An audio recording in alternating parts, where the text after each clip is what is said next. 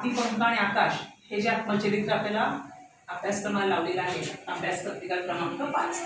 तर आत्मचरित्र म्हणजे काय आहे तर त्याच्या ज्या काही व्याख्या अभ्यासकांनी केलेल्या आहेत ते आपण बघणार आहोत.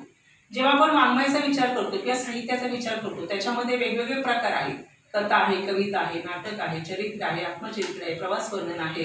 ह्या सगळ्या गोष्टीला आपण काय म्हणतो तर ह्या सगळ्या प्रकाराला आपण वाङ्मय म्हणत असतो.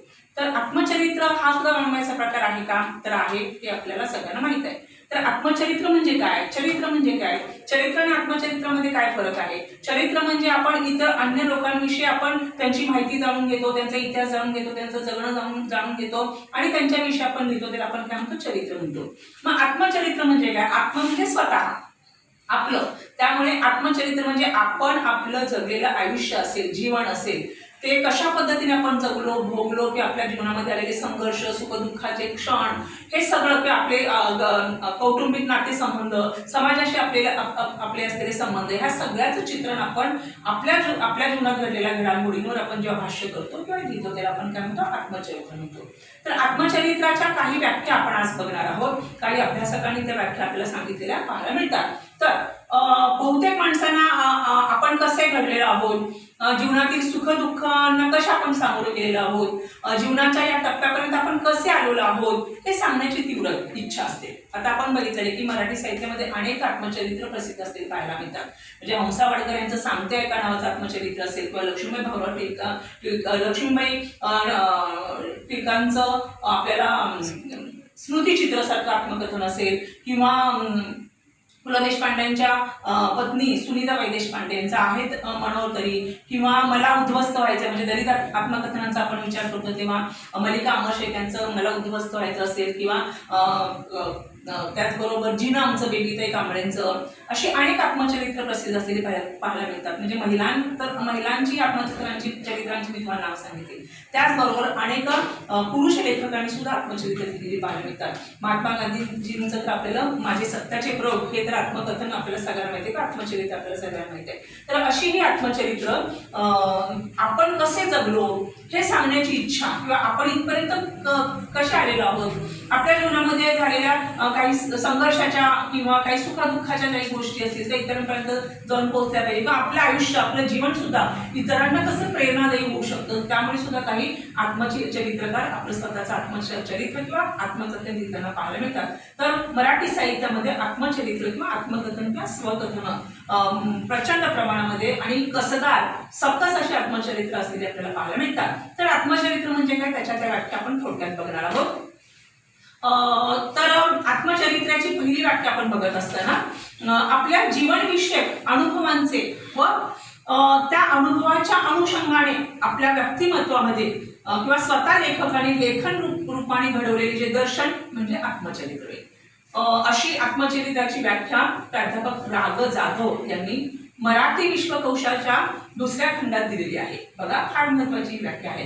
राग जाधव हे समीक्षक आहेत, मराठी साहित्यामध्ये अतिशय प्रसिद्ध एक नामवंत साहित्यिक म्हणून त्यांच्याकडे किंवा समीक्षक म्हणून आपण त्यांच्याकडे पाहतो.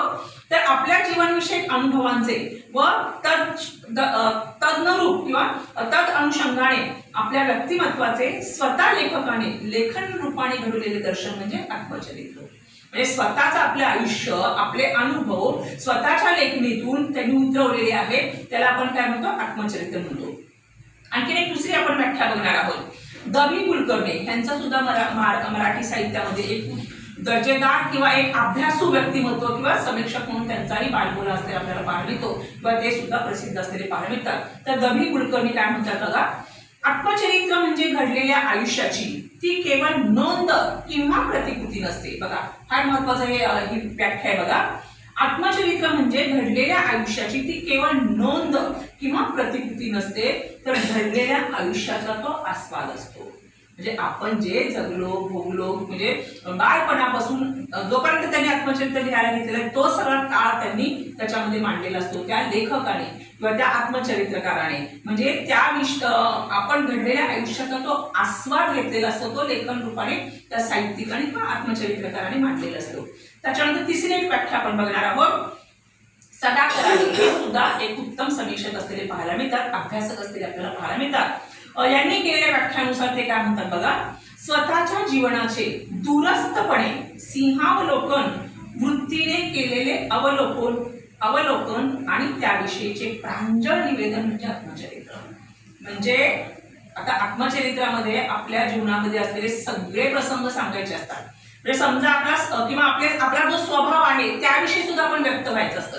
नाहीतर बऱ्याच वेळा काय होतं की आत्मकथनामध्ये किंवा आत्मचरित्रामध्ये आत्मप्रौढी मिरवली जाऊ शकते, त्यामुळे ते आत्मचरित्र श्रेष्ठ ठरत नाही. आपल्या अंगी असणारे जे दोष आहेत किंवा आपल्या जीवनामध्ये काही अशा घटना घडलेल्या असतात त्या चार चौघांना सांगायच्या की नाही हा मोठा प्रश्न आपल्याला पडलेला असतो. पण तो सुद्धा आत्मकथनामध्ये जर मांडला गेला किंवा आपल्यातले दोष आपण मांडले गेले तर ते आत्मकथने सकस असतं, कसदार असतं किंवा खऱ्या अर्थानं त्या लेखकाने किंवा त्या आत्मचरित्रकाराने त्या सगळ्या लेखनाला न्याय दिला असं आपण म्हणू शकतो. त्यामुळे इथं सगळ्या कराड्यांची जी व्याख्या आहे ती फार महत्वाची मला वाटते. म्हणजे माझं स्वतःचं मत आहे त्या बाबतीत.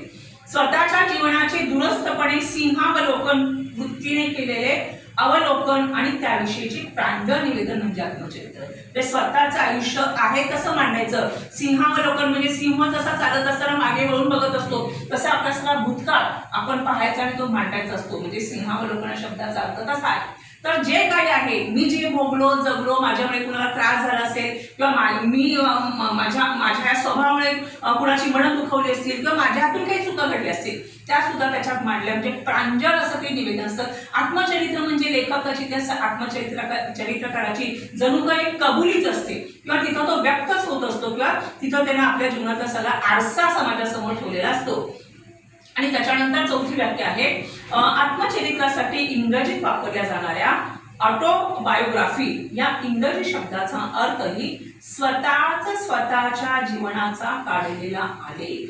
म्हणजे इंग्रजीमध्ये आपण त्याला ऑटोबायोग्राफी म्हणतो. बायोग्राफी म्हणजे चरित्र आणि ऑटोबायोग्राफी म्हणजे आत्मचरित्र. तर ह्या शब्दाचा अर्थ काय आहे किंवा त्या शब्दाच्या अर्थानुसार स्वतःच्या जीवनाचा काढलेला आलेख असा होतो.